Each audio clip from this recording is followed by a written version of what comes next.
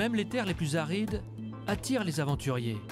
Tabernas est le plus grand désert d'Europe, 300 km², et au milieu, un Eldorado pour aventuriers.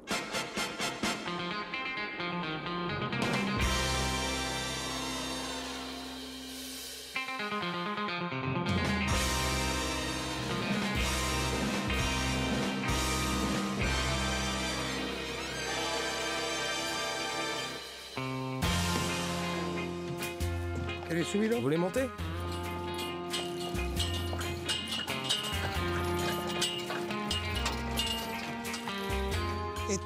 Là, cette église et cette fontaine, c'est ce qu'on voit dans le film Les 7 mercenaires.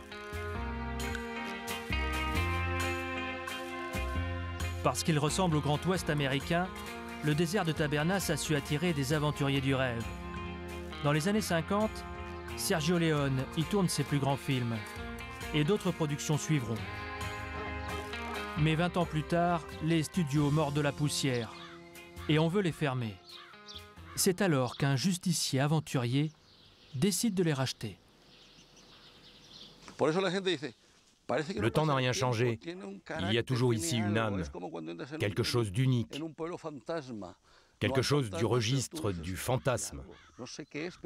Et tout ça, c'est sorti des mains de professionnels, de décorateurs.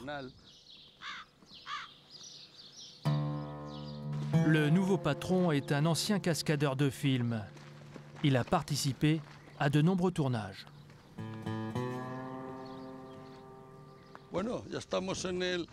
Regardez, c'est la fameuse arche qu'on voit dans pas mal de films. Si vous pouvez, avec la caméra, filmer jusqu'en haut.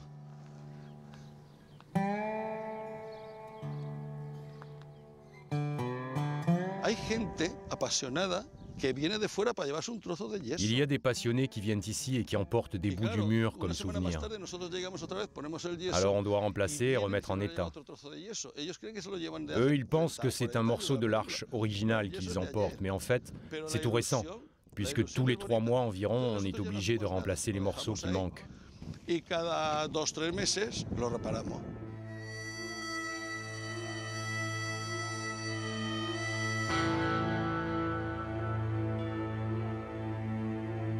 De nombreux acteurs ont foulé la poussière de Tabernas. Des grands. Mais l'un d'eux dégaine plus vite que les autres.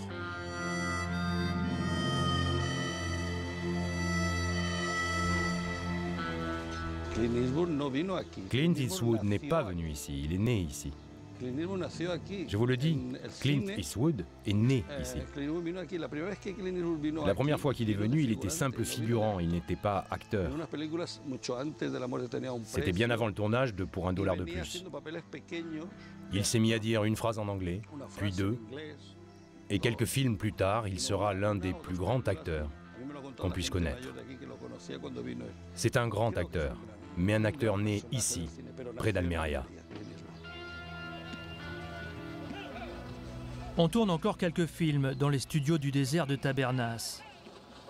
Le reste du temps, des figurants tirent à blanc pour amuser les touristes de passage.